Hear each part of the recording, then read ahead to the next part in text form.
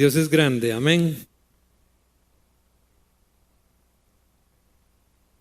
¿Cuál es la diferencia entre un club social y una iglesia? Es lo que estamos trabajando. Si Dios lo permite, seguiremos con el poder espiritual de la iglesia. O sea, el poder espiritual de la naturaleza sobrenatural de la iglesia. Tú no perteneces a un club social de gente bonita, gentil, amable. Lo podemos ser, por supuesto. Pero aquí lo importante es que tengamos bien claro este esquema. Nosotros somos el cuerpo de Cristo. Cristo es y el Espíritu Santo es el alma de este cuerpo. Solo hay un alma para un cuerpo. Solo hay una cabeza para un cuerpo. Cabeza, cuerpo y alma, espíritu.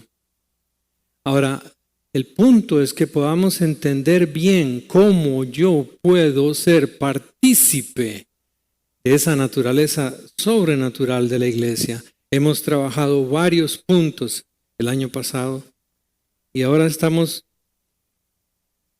entendiendo dónde está el poder espiritual. Se habló la semana pasada que el poder espiritual del cristiano está ¿en qué? En la semejanza a Cristo. Dios va a respaldar, Dios Todopoderoso va a respaldar a todo aquel que se asemeje a Cristo. ¿Sí o no? ¿Tiene sentido? Tiene sentido. Hay muchos diciendo que son cristianos, pero carecen del poder espiritual que da el Espíritu Santo. ¿A quién? A la iglesia, al cuerpo de Cristo. Y estoy tratando como de recoger un poco lo de la semana tras anterior acerca de que la espiritualidad, ese es otro punto, ¿verdad? Usted se va a topar con gente que dice que es muy espiritual. Viera qué espiritual que soy yo. Y tú no alcanzas a ver ningún rasgo de la personalidad de Jesucristo. Entonces, ¿hay espiritualidad? No. La espiritualidad con poder, se dijo la semana, es la semejanza a Cristo. Si tú quieres que Dios te respalde en cualquiera que sea tu acción, busca ser semejante a Cristo. ¿Va a dejar Dios que un hijo, una hija, sea avergonzado si se está asemejando a Cristo? Es ilógico. Pero eso hay que estudiarlo. Y cuando digo la palabra estudiar, no es leer y repetir. Creo que eso hemos trabajado suficiente el año pasado. No es tragar. Conozco a gente que conoce la Biblia de tapa a tapa, como dicen, pero no son espirituales. Pareciera como que es un mero intelectualismo. Nuestra fe es racional. Tú puedes razonar, pero la idea en ese proceso de razonamiento es que tú crezcas, es que tú cambies, que tú seas una persona cada vez más semejante a Cristo, quien vive y reina por los siglos de los siglos. Y Dios te va a respaldar. Cualquiera que, puede ser que barres caños, o puede ser que diriges un banco, o eres un chofer de bus, pero semejante a Cristo. Nadie lo supera. Nadie. No depende de la posición, no depende de tu inteligencia, no depende de tu capacidad. Y eso es lo que hoy quisiera ver, cómo trabajamos con una palabra sumamente difícil, aunque muy usada a diario. Ya la vamos a ver. La semana anterior, vimos el término amor, ¿verdad? Entendiendo que no existe mejor representación de Cristo para poder captar aquello. No existe mejor representación de Cristo que la que tenemos en Gálatas 5, 22 y 23. No hace falta, sabemos que es amor, gozo, paz, paciencia, benignidad, bondad, fe, mansedumbre, templanza. El fruto del Espíritu Santo. Ahí está la mejor representación de Cristo. Ese es el mejor cuadro, si se pudiera decir, relacionado con una pintura. Ese sería el mejor rostro de Cristo. Su personalidad, amor, gozo, paz, paciencia, bondad, benignidad, mansedumbre, templanza, fe. Vimos el primero, amor. Fue interesante. Tú te asemejas más y más a Cristo cuando más y más amas como Él ama, con el amor de Él, aquello que estudiamos agape, no el término humano, digamos, común, corriente. Bueno, eso estaba en la lección anterior. Vamos a trabajar porque, mire, si hay algo que te debe importar como cristiano es saber si tienes poder o no.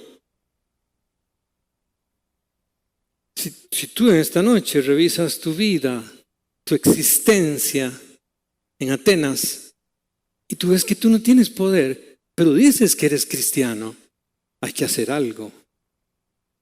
Hay que hacer algo.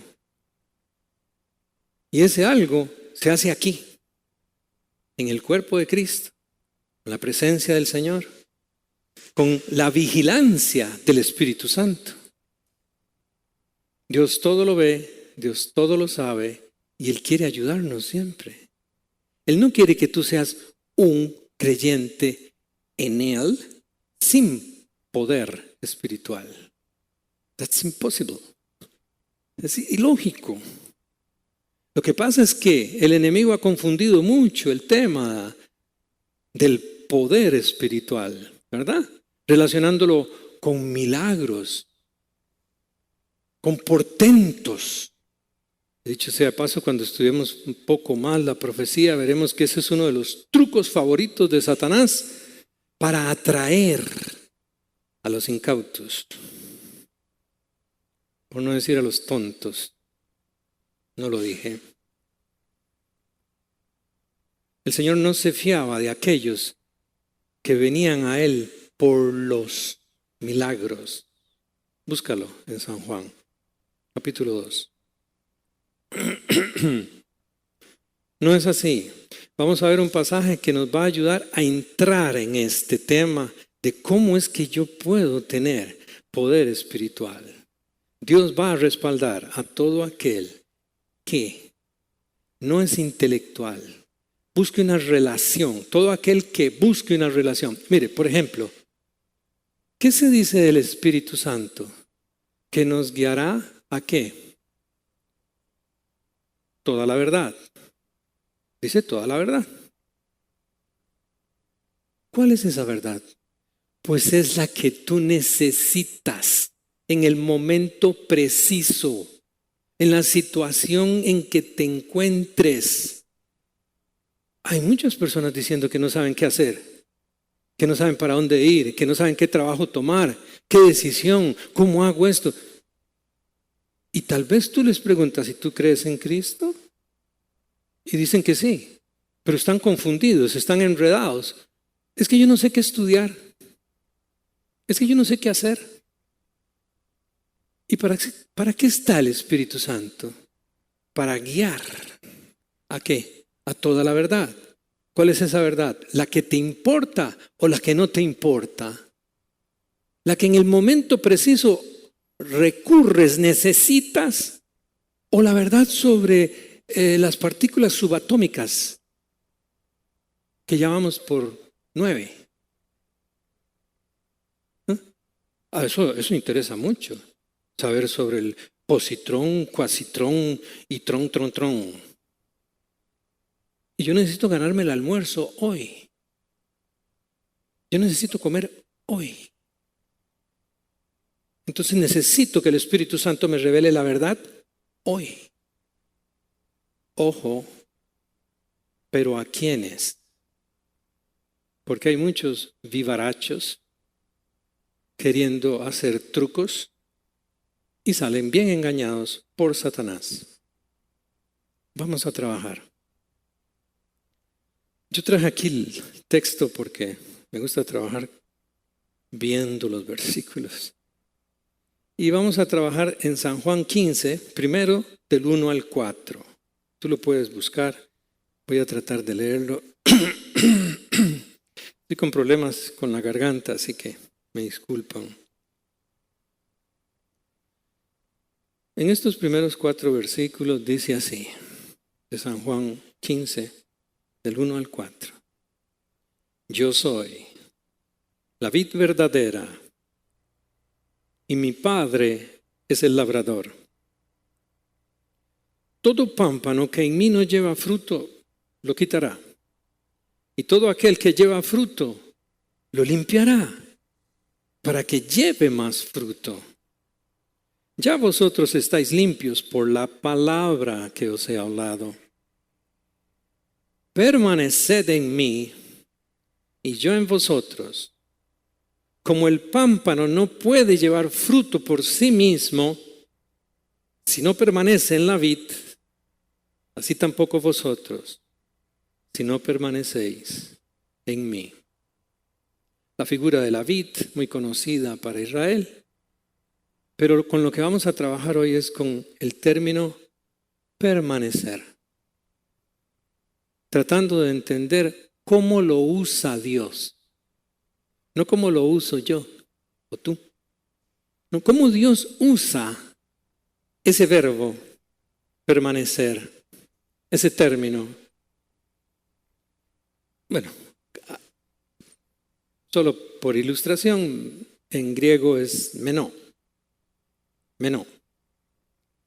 Pero ¿cómo lo utiliza Dios? Empecemos con Isaías 40, del 6 al 8, para que vayamos percibiendo con la ayuda del Espíritu Santo en cada uno de nosotros ese término, permanecer.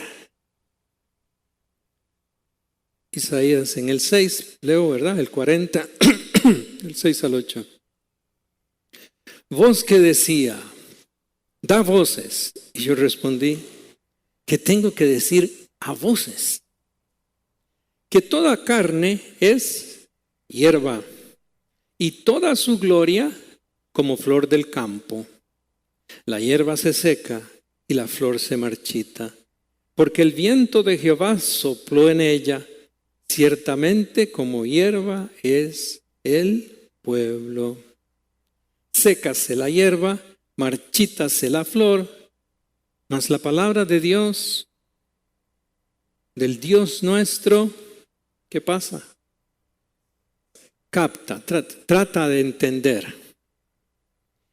En esto que queremos desarrollar es sumamente importante, porque tú te tienes que preguntar, para poder dar fruto, ese fruto espiritual, ese fruto que me asemeja al Señor y que estamos usando por ahora, el fruto del Espíritu Santo definido en Gálatas, está condicionado.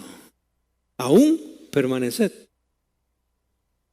Habría que tener mucho cuidado con este término y mira cómo lo usa Dios. ¿Qué sientes aquí cuando tú oyes sécase la hierba, marchítase la flor, mas la palabra del Dios nuestro permanece para siempre? Este es ese mismo verbo. Entonces tú deberías decir, ¿verdad? Yo permanezco así, en Cristo. Adelanto, ¿verdad? Lo veremos más allá. Adelanto, esto es imposible para un ser humano común y corriente. Esto es imposible. Pero tenemos que conocer de qué se trata. De hecho, veamos otro más. mejor. Salmo 72, versículo 17. Tú en el tiempo de estudio tuyo, trata de relacionar, de meterte en el concepto. 72, 17 dice, será su nombre para siempre, se perpetuará su nombre. Oye ese término, perpetuará, no sé cómo lo traduce acá, sí, igual, perpetuará. Es para que busques como semejantes, perpetuará. Se perpetuará su nombre mientras dure el sol. Benditas serán en él todas las naciones, lo llamarán bienaventurado. Es la idea de perdurar, permanecer. Estamos viendo que tiene un trasfondo de para siempre. Y eso solo lo puedes lograr con una correcta comprensión de lo que iremos desarrollando. Por eso tienes que esforzarte a entender, porque si no, nunca vas a experimentar poder espiritual. Podrás engañarte a ti mismo. Eso le encanta al diablo.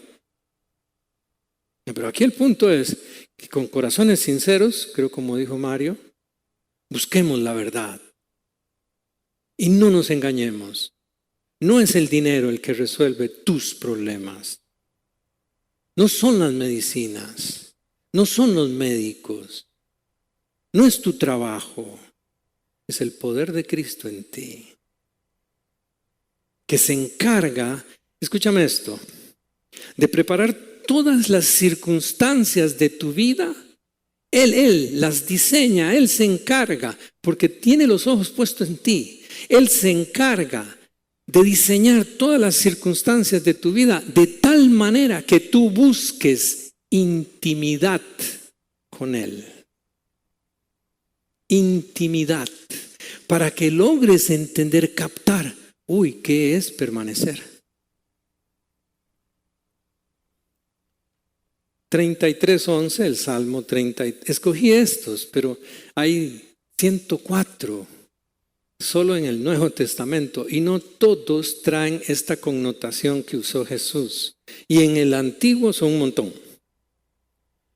El consejo de Jehová permanecerá para siempre.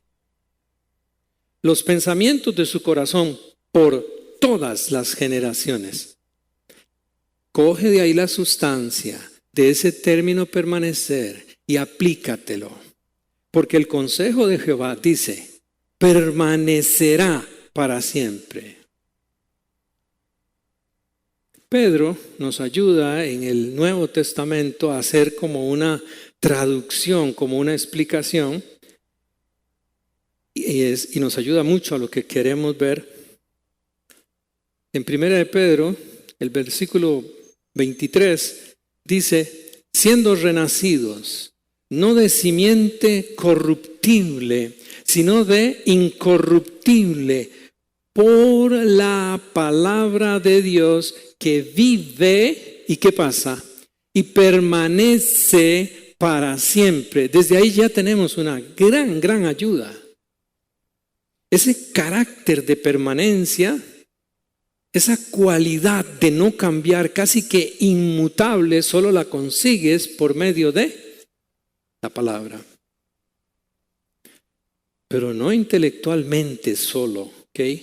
Sino con el corazón, con el alma, con todo tu ser, con una devoción completa, absoluta a tu Señor, pero no sin dirección.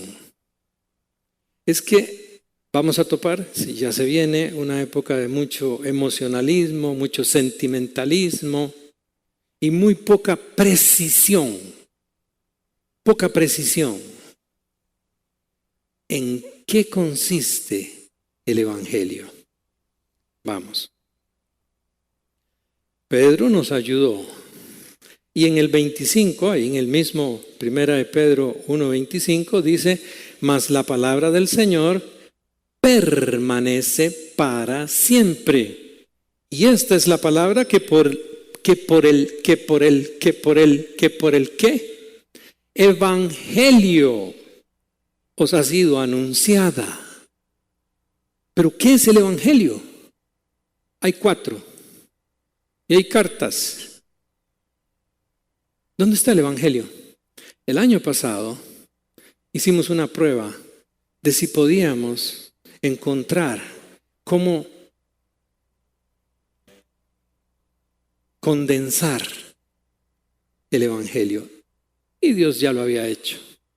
Vamos a regresar a ese evangelio concentrado. Pero quiero que veas otra vez el 25 de Pedro. Mas la palabra del Señor permanece para siempre. Y esta es la palabra que por el evangelio. Entonces, que yo tengo que tener todo el evangelio en la cabeza.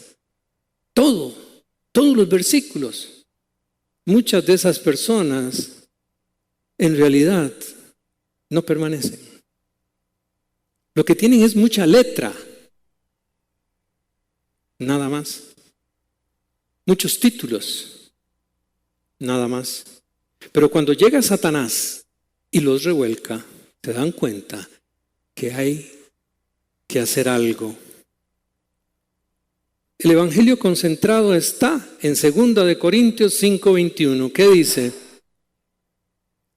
al que no conoció pecado, por nosotros lo hizo pecado, para que nosotros fuésemos hechos justicia de Dios en él. Ahí está el evangelio. Eso es lo que tú tienes que tener bien claro. ¿Qué es lo que tengo que tener bien claro? Al que no conoció pecado, por nosotros lo hizo pecado, para que nosotros fuésemos hechos justicia de Dios en él. Pero, ¿cómo es la cosa? No entiendo. Si tú has logrado comerte, beberte este versículo, comértelo, bebértelo, permaneces en Cristo. Pero hay mucha gente que se lo sabe, pero no se lo ha comido, no se lo ha bebido. Y estoy usando un término al propio por lo que vamos a ver, por lo que sigue. Repito, el evangelio concentrado, al que no conoció pecado, por nosotros lo hizo pecado, para que nosotros fuésemos hechos ¿qué? Fuésemos hechos. ¿Quién te hizo? Él. ¿Hecho qué? Justicia de Dios en él. Por favor, ¿qué significa eso en la vida práctica? ¿Vas a andar porfiando cosas? Si tú eres creyente, si tú recibiste a Jesucristo en tu corazón realmente, ¿vas a andar porfiando a ver si te sale algo? Voy a ver si lo pego. Voy a ver si me sale ese negocio. Voy a ver si consigo ese trabajo.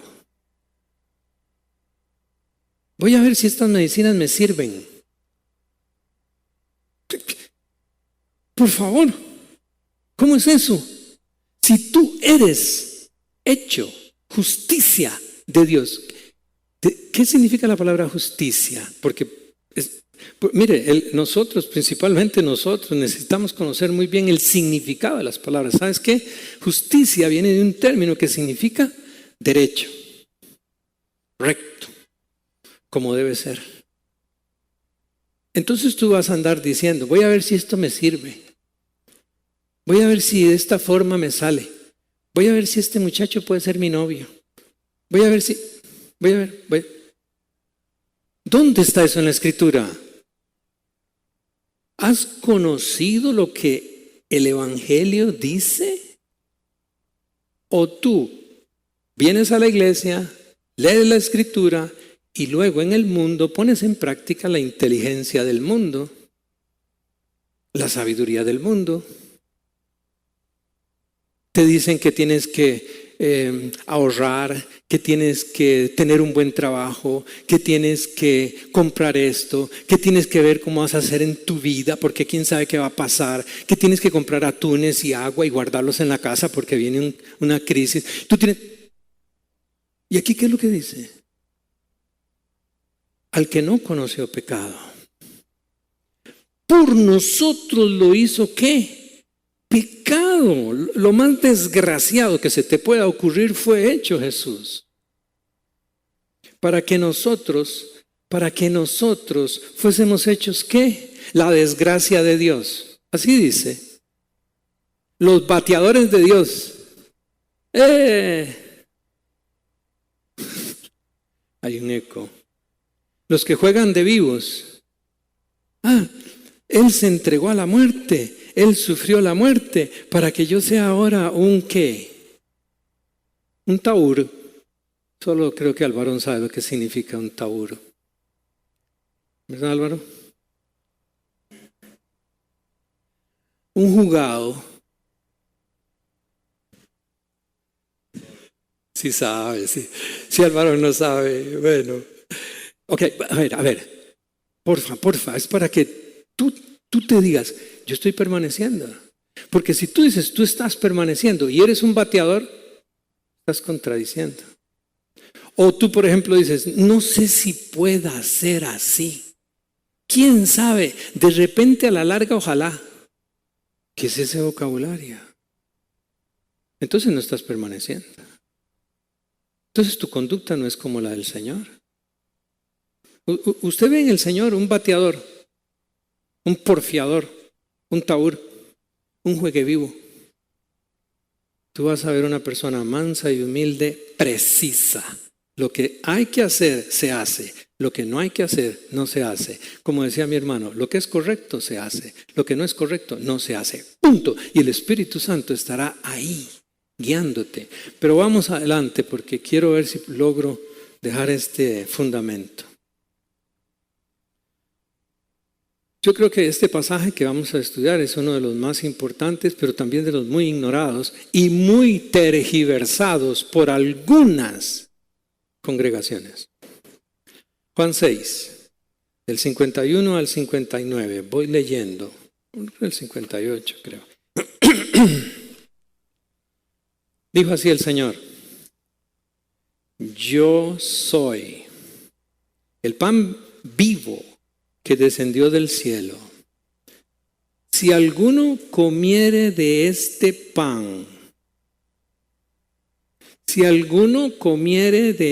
pan, vivirá para siempre. Y el pan que yo daré es mi carne, la cual yo daré por la vida del mundo. Imagínate que tú estés ahí, en ese momento, escuchando esta declaración.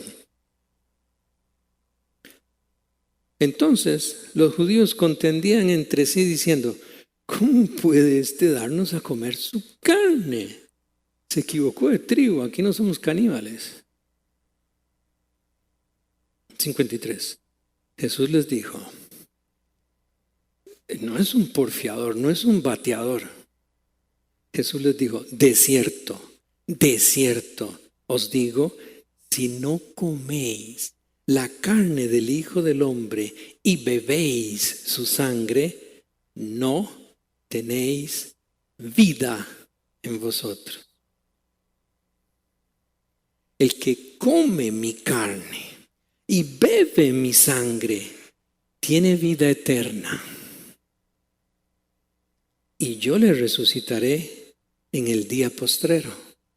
Es de volverse loco estando ahí. ¿Algún loco seguro quiso morder a Jesús? 55. Porque mi carne es verdadera comida y mi sangre es verdadera bebida. El que come mi carne y bebe mi sangre, en mí permanece. El mismo verbo, la misma intención. El que come mi carne y bebe mi sangre, en mí permanece y yo en él. Y yo les ruego que por favor no piensen en la Santa Cena. Ni siquiera había sido instituida. No estamos en el momento histórico de la Santa Cena. Estamos atrás. Así que no se le ocurra decirme, vea, yo tomo la Santa Cena todos los primeros domingos de mes. Entonces yo permanezco. yo no le voy a contestar. Mejor Oldemar tiene más tacto. No estamos hablando de la Santa Cena. No había ni siquiera sido instituida. Y si a alguien se le ocurre defender la idea de que es la Santa Cena, de que ahí está hablando de la Santa Cena, imagínense el abrupto teológico que entonces Jesús estaría diciendo que por tomar la Santa Cena usted tiene vida eterna. Que el Señor me apañe. ¿De qué está hablando Jesús? Jesús se refiere aquí de manera clarísima, pero profética, de su inminente sacrificio en la cruz. Por su propia voluntad, Jesús rindió su vida por la humanidad pecadora, corrompida. Pero tú eso lo tienes que ver aquí, ahora, porque Jesús está hablando de una forma metafórica, sí, profética. Pero el Espíritu Santo necesita que tú entiendas. La única forma de permanecer en Cristo es que tú dediques tiempo de calidad, para que comprendas que Jesús murió por ti. Tú puedes llenar la cabeza de versículos. Qué bueno. Pero si no está esa sustancia en ti, y eso lo trabajamos el año pasado, y lo vamos a ver si da el tiempo, yo creo que sí. A ver, seguro se acuerdan algunos. Sabiendo esto, ¿qué? ¿Sabiendo qué, Álvaro? Es increíble. Sabiendo esto, que vuestro viejo hombre fue ¿qué? Fue crucificado juntamente con ¿quién? Con Cristo. ¿Para qué? ¿Para qué? ¿Para qué? ¿Para qué yo tengo que saber eso? Para que el poder del pecado sea ¿qué? Destruido, dice una mala traducción, porque en el griego no dice destruido, sino anulado. ¿Ves? Pero tú caminas, crees que el permanecer en Cristo es algo automático. No, no es automático. Tienes que desarrollar una conciencia y a usar lo que mi hermano, ¿cómo era? Dago, ¿verdad? No, Omar. Omar hablaba hace una semana, creo, de inteligencia espiritual. Exactamente, hay que desarrollar esa inteligencia espiritual. Tú tienes que entender, sabiendo esto, pero eso que tú sabes es gracias a esto que Jesús está explicando aquí. El que come mi carne y bebe mi sangre, ese permanece en mí. ¿Y cómo lo haces tú? ¿Cómo haces tú? Vamos a tener que traer una figura aquí para que tú le pegues mordiscos y que salga un jugo y te lo tomes. O vamos a seguir practicando la Santa Cena como locos. Porque hay que permanecer en Cristo. No es eso. ¿Cuántos de ustedes a diario toman tiempo para decirse, sé que estoy crucificada, crucificado, juntamente con Cristo, y el poder del pecado en mí está anulado? Pero no. Leemos y leemos y leemos y leemos. Y pocos creen que no es necesario esa concentración, esa especificación bien clara. Estoy comiendo el cuerpo de Cristo, estoy bebiendo la sangre, así como la comida normal es necesaria para el alimento físico, para sentirse bien físicamente. Tu espíritu realmente se alimenta cuando comprendes el evangelio concentrado. ¿Cómo es el evangelio concentrado? Al que no conoció pecado, por nosotros lo hizo pecado, para que nosotros fuésemos ¿qué? Hechos justicia de Dios en él. Mire, ahí en Atenas, aquí donde estamos, En realidad, en este recinto, aquí, están los mejores asesores de Atenas. No los que andan ahí diciendo cosas. Pero ¿cómo? Si yo no soy esto, si yo no sé esto, si yo de economía no sé nada, si yo no. Pero tú no eres justicia de Dios. En un seminario que yo asistí, viera lo que me pasó. Un misionero de Estados Unidos, Douglas Fisher, se para, me vuelve a ver y me dice, bueno, usted predica. Y cierra el libro y se va. Pero yo no sabía que iba a predicar. Entonces él me dice, ¿pero usted no es justicia de Dios? Dije, sí, sí lo soy. Sí lo soy.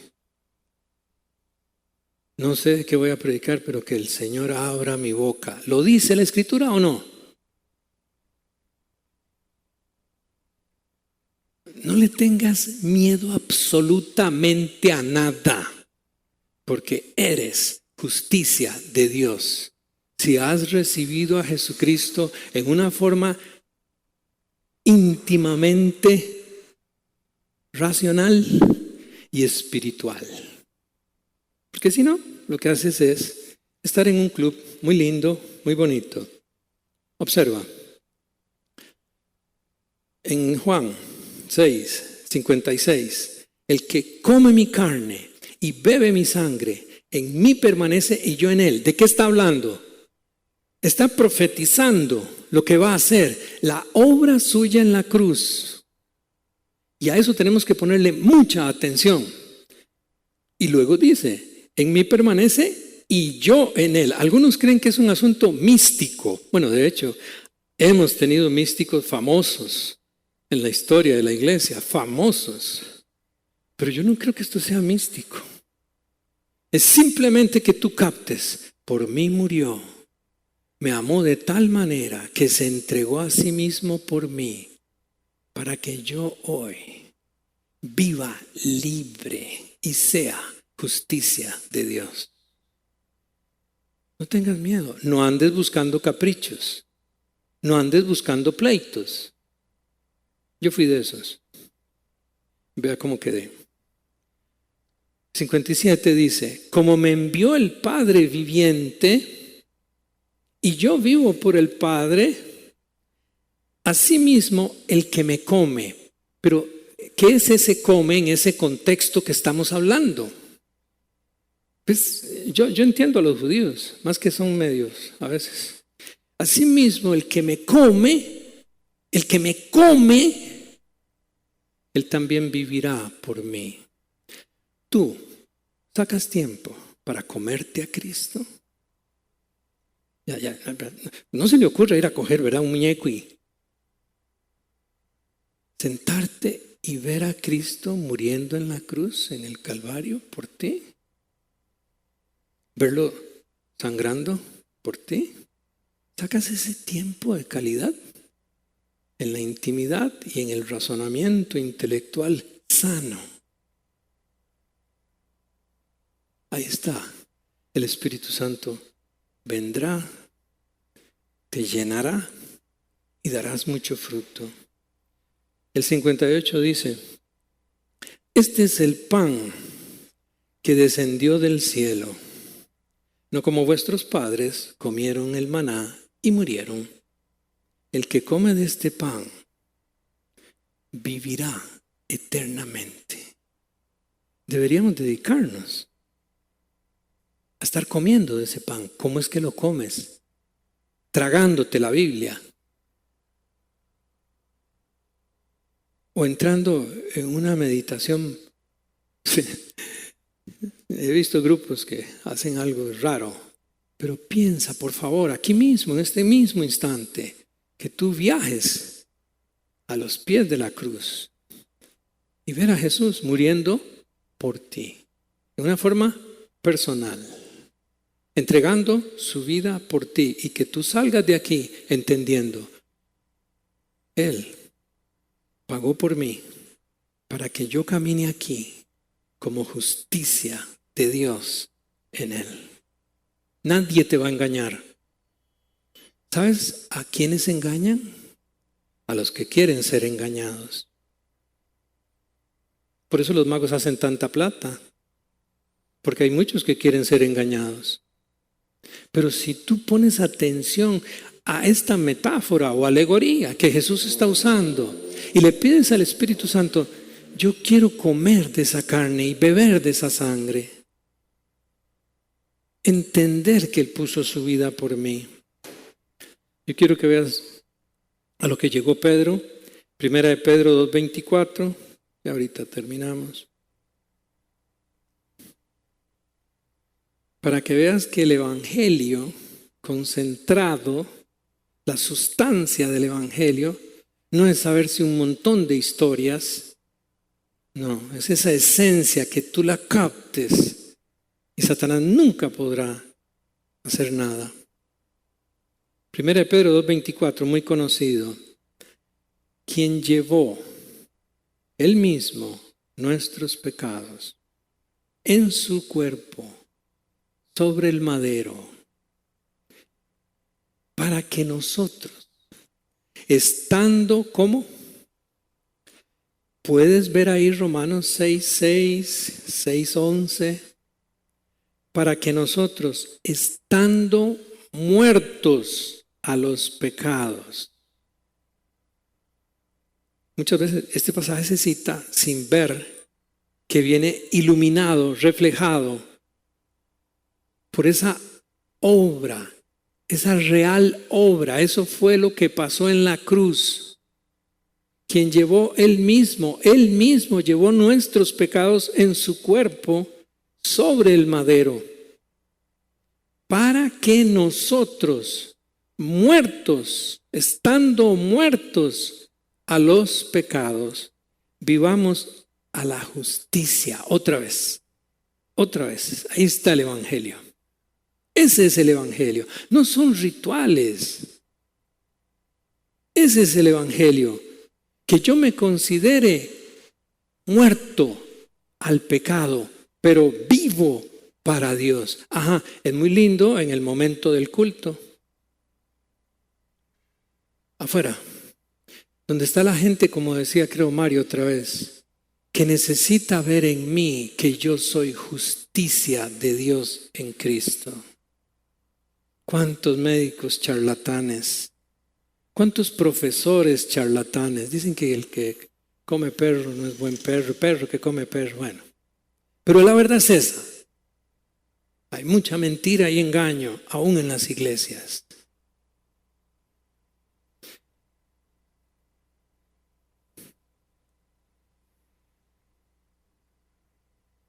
En Holanda están sucediendo cosas muy curiosas. Hay gente estudiando realmente qué es ser cristiano.